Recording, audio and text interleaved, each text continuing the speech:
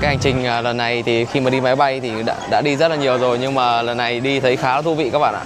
Những cái lần trước thì mình với Thảo là chỉ coi như là gọi là xách đít và lên và ngồi và đi thôi các bạn. Nhưng mà lần này thì trước khi đi là phải kiểm tra xem là gấu là đã bỉm tã thế nào này, rồi xe cộ ra làm sao này, căn thời gian nào mà lên kiểu như đi bú cho gấu được hợp lý đấy các bạn.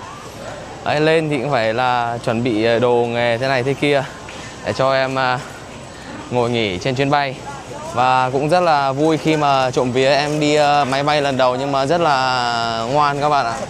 Có hơi ọ ẹ một chút khi mà hạ cánh thôi, còn lại là em bú ngon và ngủ ngon.